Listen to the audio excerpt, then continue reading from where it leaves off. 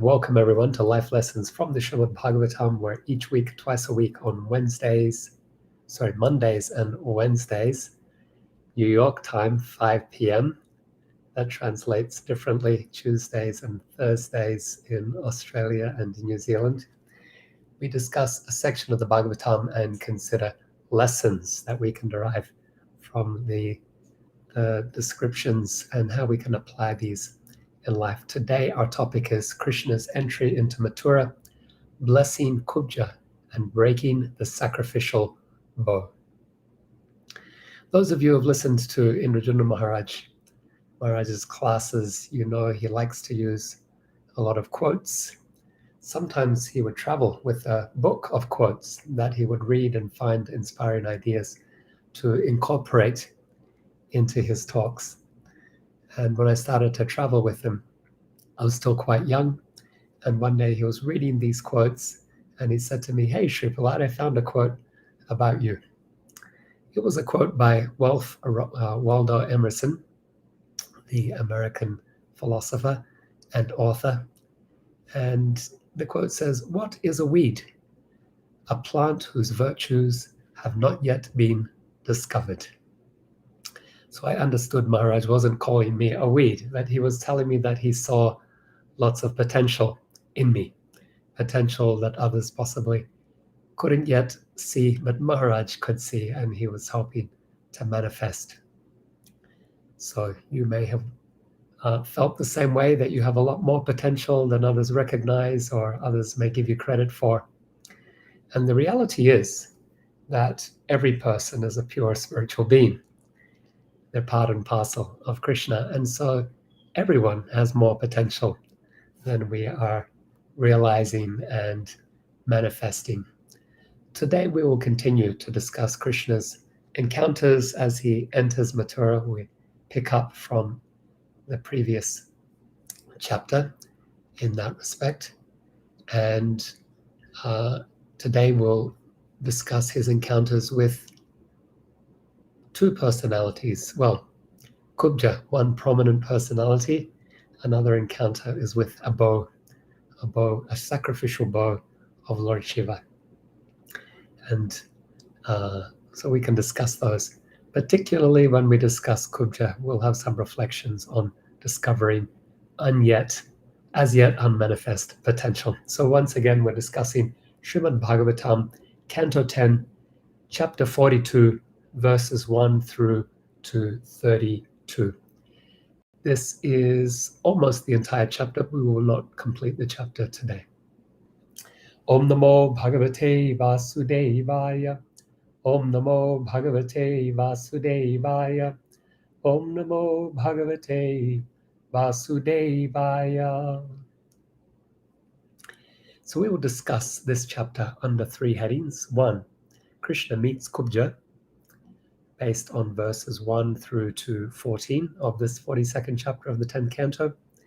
Our second topic will be breaking the bow, based on chapters 15 to 21.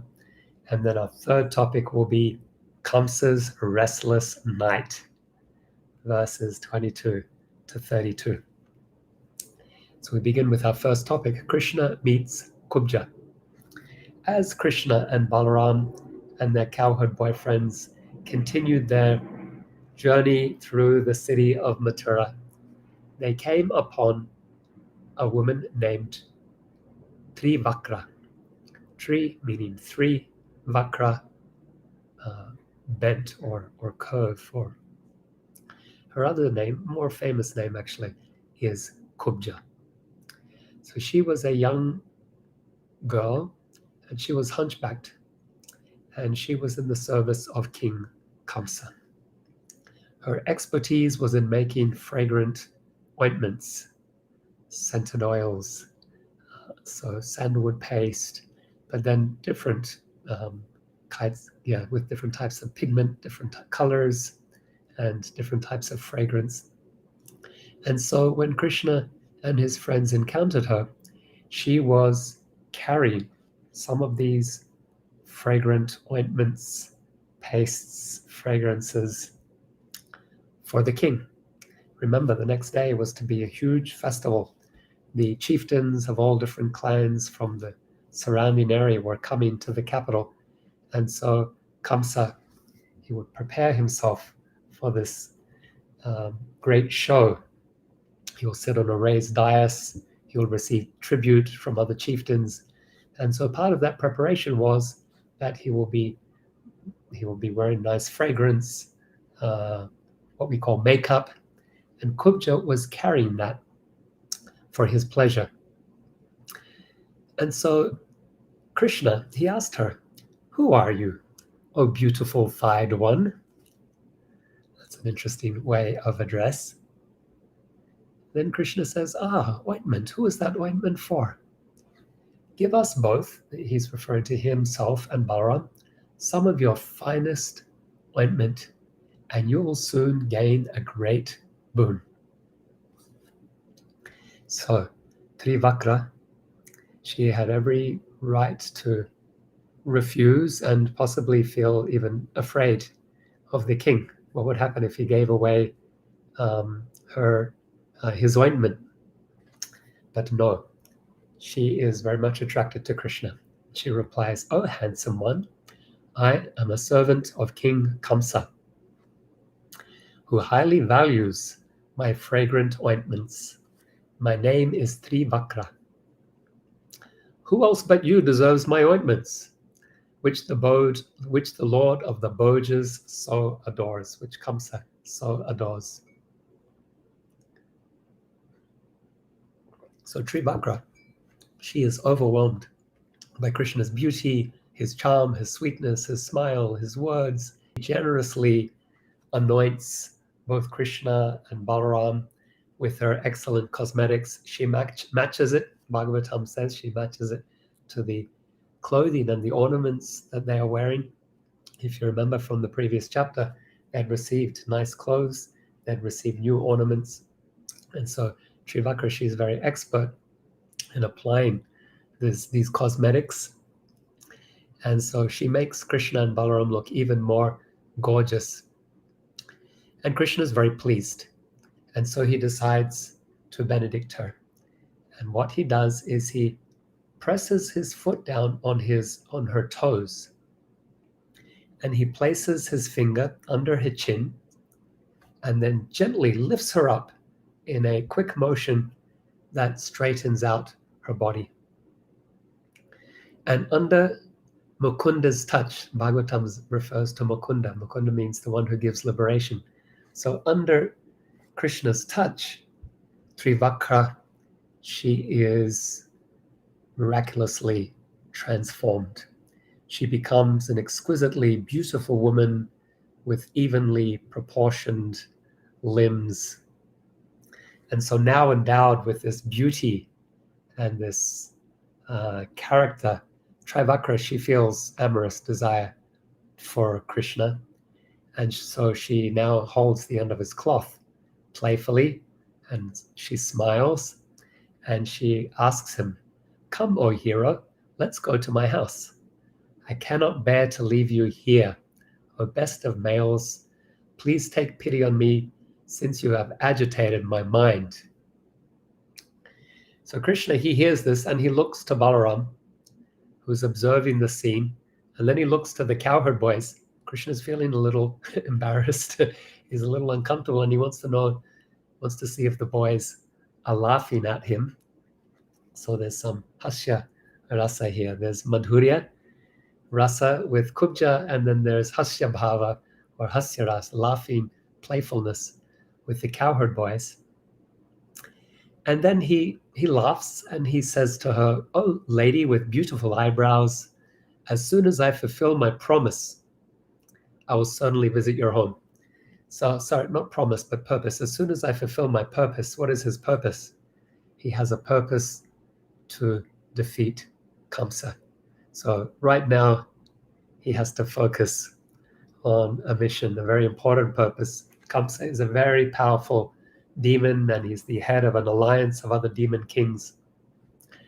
And so Krishna says, I need to focus on this most important task. Kamsa has been persecuting his parents. He's killed his brothers. He's also arrested and imprisoned his grandfather, Ugrasena Maharaj, the rightful king. And so he has a good excuse not to accept Kubja's invitation. And so he leaves her with these sweet words and continues on his way. And along the way, merchants are offering homage to him and to Balaram, and they're offering different gifts. They offer garlands, they offer fragrant substances for the pleasure and for the honor and worship of Krishna and Balaram. So we can pause here for some life lessons. And the first lesson that we can take from this is seeing the potential in other beings. Krishna's interaction with Kubja demonstrates an ability to see hidden potential, regardless of one's physical or emotional or mental state. We can look beneath that to see the gem that lays beneath. Kubja was a hunchbacked maiden, symbolizing the crookedness and deformities that can be manifest in different aspects of life. However, Krishna didn't see her merely as a hunchback. He recognized her inner beauty and her potential, and this highlights a universal truth that Krishna, and by extension other great souls and devotees, they perceive the inherent divinity and potential for spiritual growth in every person. Every person is spirit soul, part and parcel of Krishna. Even those who are apparently crooked and mired by deformity or sin. And so this lesson reminds us to cultivate compassion and a hopeful outlook, endeavoring to see the goodness and potential in everyone we encounter, which Prabhupada did. Prabhupada, he was able to accept Western disciples and see Western disciples as inherently Jiva Sarupohe Krishna and Nityadas, to see them as spirit souls, part and parcel of Krishna, and to help them to see that. Not only Western disciples. Prabhupada was able to see the potential of all people throughout the world. Let's go to another lesson that we can derive from this pastime. Vishwanath Chakravarti Thakur, he explains that Kubja was actually a partial expansion of Krishna's wife, Satyabhama.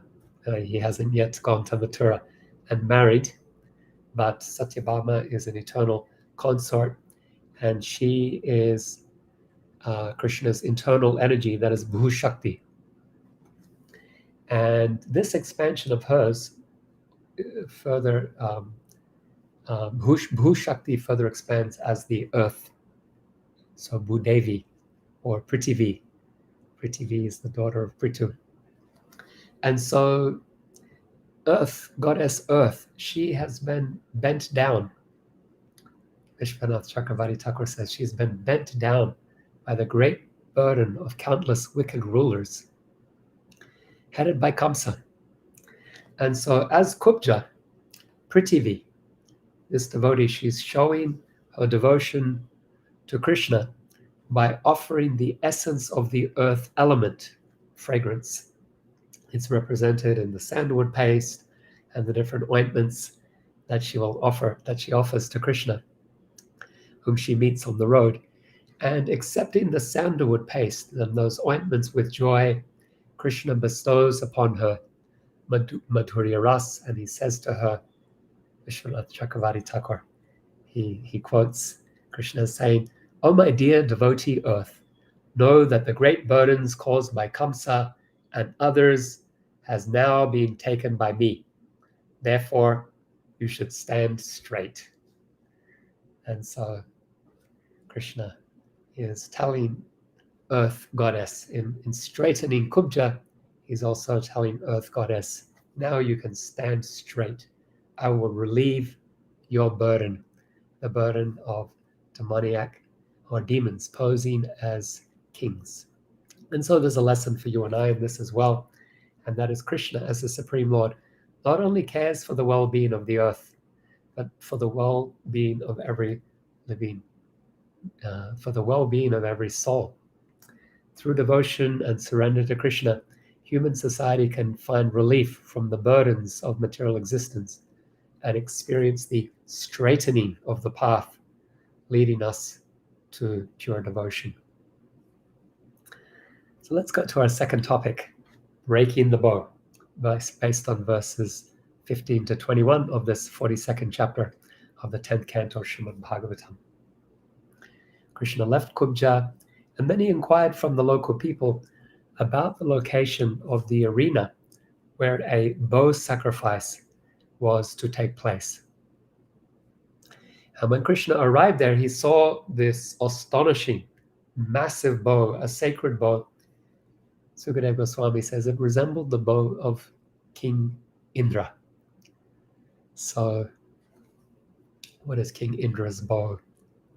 Well, in India, in Sanskrit, even in the Bhagavatam, the rainbow is referred to as Indra Dhanush, the bow of Indra. So maybe this was a multicolored bow in this, where the sacred ceremony was to take place. I've also read that it was a bow of Lord Shiva. So it was a very powerful bow, a sacred bow. It was a bow that was worshipped and very heavy and difficult for any mortal to lift, let alone string, and let alone fire with an arrow. So Krishna, he arrived there, he saw that astonishing bow. It was guarded by many soldiers, and they showed the bow great reverence.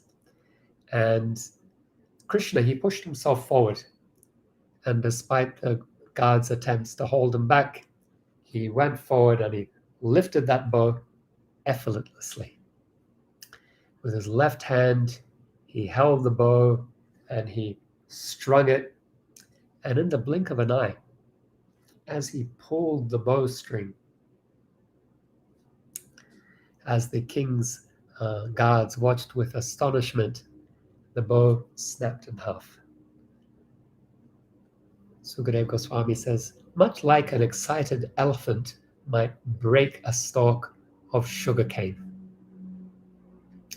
And so there was a great noise that came about from the breaking of the bow. It reverberated through the earth and the sky, and it filled every direction. And Kamsa himself heard that sound, and he was struck with terror. The gods, they were enraged. They surrounded Krishna and his friends, and they were shouting, "Seize him, kill him." And so as those gods advanced aggressively, Krishna and Balaram, they each took one half of the bow and used it as a club to strike down their assailants. And so once Krishna and Balaram had defeated their soldiers, the cowherd boys, with Krishna and Balaram, they escaped. They left through the main gate, and they continued to explore the city until they saw the sun was setting. And they delighted in seeing the opulence of Mathura, but then as they saw the sun setting, they decided it was time for them to leave as well. So we can reflect here. We can think about this pastime of the breaking of the bow, and we can think about how Krishna's breaking a formidable bow can symbolize an important spiritual lesson of practicing devotion with courage, even in the face of societal opposition. Unlike Kubja's deformity, the bow or her crooked bends, the bow represents the strength and dominance of Kamsa's regime. And while the gods surrounding the bow, they symbolize conformity to the worldly, the standards of that society in which Kamsa ruled. But Krishna, he resists that regime. He fearlessly breaks the bow, and in a sense, he's breaking Kamsa's power. And he's reminding us in our pursuit of bhakti that we should remain undeterred. Even when societal norms or circumstances may appear unfavorable, Krishna's actions can inspire us to be courageous in our spiritual endeavors, trusting that he will support us and that he will guide us on our spiritual journey. Let's go to our third and final topic for this discussion, and that is Kamsa's restless night.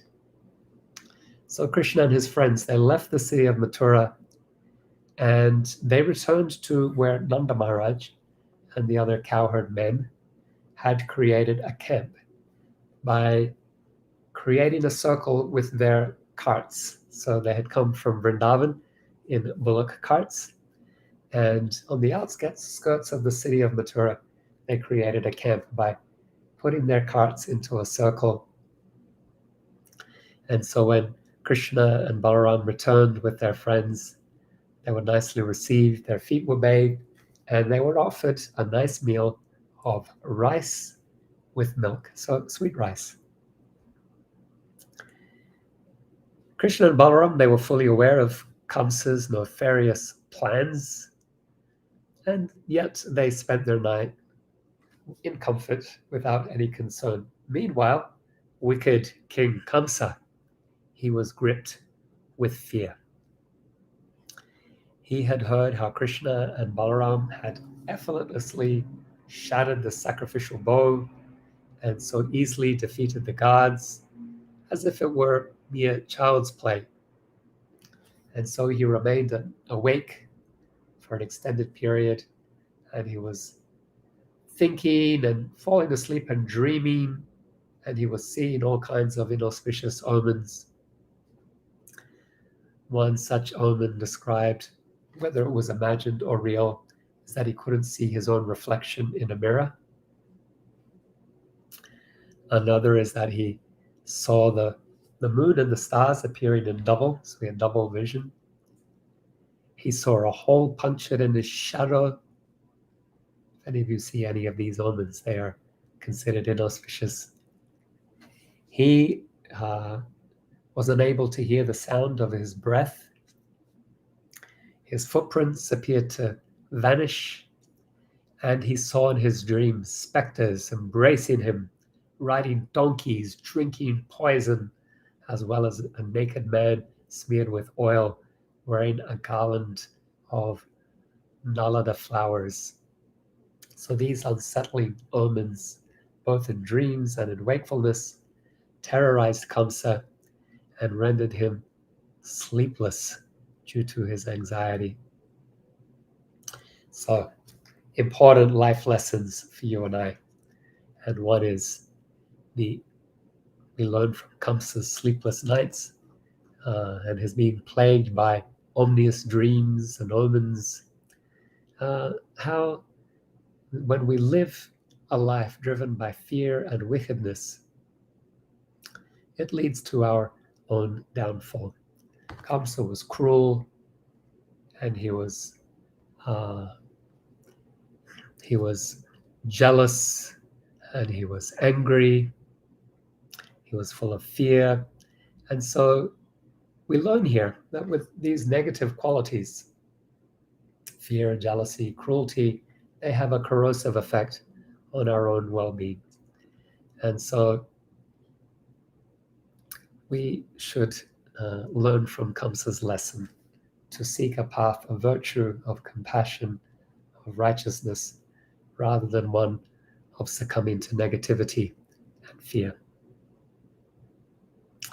There's another important lesson here, and that is the dreams and the omens that haunt Kamsa highlight that life is unpredictable and it's uncertain, and it can cause us a lot of anxiety as we don't know what will happen next.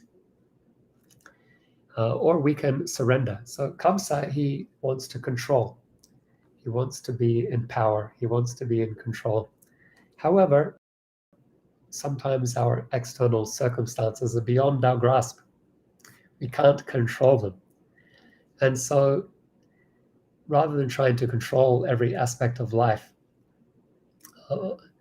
often that's in vain. And so rather we should cultivate inner strength and resilience and a sense of surrender to navigate life's twists and turns with grace and composure and trust in Krishna as well. That Krishna is our friend and protector, our maintainer and well-wisher. Okay, so let's summarize then. We can summarize with a prayer. Beloved Krishna, your encounter with the hunchbacked Kubja reveals your extraordinary ability to unearth the hidden potential within every soul.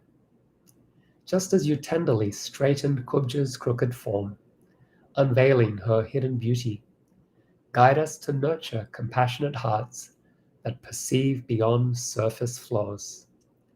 Bestow upon us the vision to discern the innate divinity in every being, igniting hope within us and inspiring the desire to reveal the latent goodness in those we meet on the sacred journey of life. Your prowess in breaking Kamsa's formidable bow inspires us to embody unwavering valor in our devotion. Undeterred by societal resistance, just as you shattered the bow, grant us the audacity to transcend external obstacles and steadfastly practice devotion. May our trust in you as our eternal guide remain unwavering as we journey toward your eternal abode. Kamsa's restless nights illustrate the perilous consequences of fear and wickedness.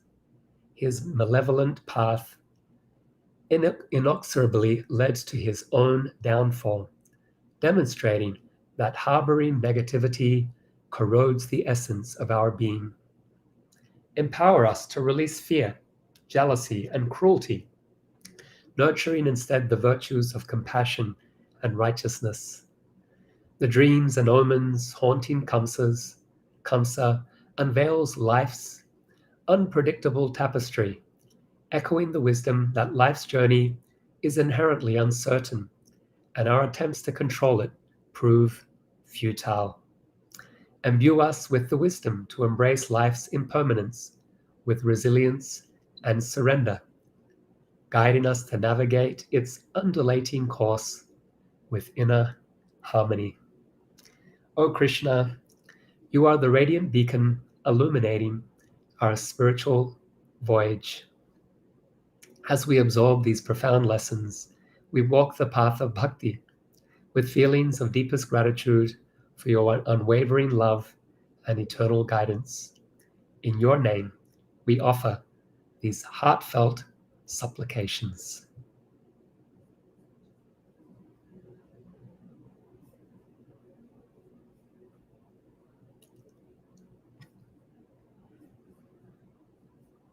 So we conclude there. However, before signing out, let me acknowledge some of you who joined as I started speaking. And in the meantime, if you have any questions or comments or reflections, please feel free to put those in the chat and we can further churn the nectar that is being offered here, the lessons that we are learning here. So let's see, some of you who joined after I started speaking and said hello. We have Nikunja here, joining from Auckland, New Zealand. We have Joan joining us from Murwillumbah, or sometimes Sydney. Joan says Haribol. Janava Mata is with us from Dunedin in the South Island of New Zealand. We also have Sudevi joining us from Sydney, Australia. Sudevi says, Hare Krishna, dear Sri Prahlada and devotees. Adi Badri joining us from Peru. Great to see you, Adi Badri. Thank you so much for joining. And then there's my wife, Sri Gandharvika, has also joined us from here in New York City. Sri Gandharvika says, Haribol. Welcome, Sri Gandharvika. Thanks for being here. So I see there are many more of you online. If you want to say hello, if you want to offer a comment or a question or a reflection, please do that. Otherwise, these classes, they will be happening every Monday and Wednesday at 5 p.m. Eastern Standard Time. That's 5 p.m. in New York City, and however that correlates wherever you are in the world. These classes have been going on for about 3 years on Facebook, but we've just changed the time to a time that works for the United States. And I see many more devotees joining. Because of that, unfortunately, we've also lost some of our friends in South Africa and other parts for whom this change hasn't worked that well. So, Janavamata in Dunedin says, beautiful class, beautiful prayer. What a way to start the day. Yeah, you're starting the day. In New Zealand, it's 9 a.m. Thank you as always for nurturing our bhakti and shining the light of the Bhagavat on our hearts. Gaura Bhaktavinda Ki Jai. Thank you, Janavamata. Always grateful for your encouragement. All right, so this class is also streamed on YouTube. Some of you might be watching on YouTube right now. For those of you who are not aware, it's also been streamed on YouTube as well as on Facebook, where we usually have been streaming these classes. And I've also tried to stream on Instagram. I'm not quite sure if that's worked, but thank you so much for being here. I welcome you to join us again next Monday at 5 p.m. Actually, I'll be traveling. I'll need to post an announcement about that. Otherwise, next Thursday, 5 p.m. Eastern Standard Time or New York time. Until then, I wish you a peaceful heart. I wish you satisfaction. I wish you health and happiness. I wish you loving relationships with devotees. I wish you a deepening of taste for hearing and discussing Srimad Bhagavatam. I wish you a taste for chanting the holy names of Krishna with attention and focus and devotion. Attention and intention, these two things. I wish you a deepening of appreciation for the holy Dham and Sri Vigraha, the deity, and for serving Vaishnavas. And I wish that through these practices of bhakti, your heart will be softened and you'll be moved to share this treasure of bhakti with others as well. So thank you. Grantaraj Srimad Bhagavatam ki jai, Srila Prabhupada ki jai, Samaveta Bhakta Vrinda ki jai, Itai Gaur Premanandi Hari Hari Bol.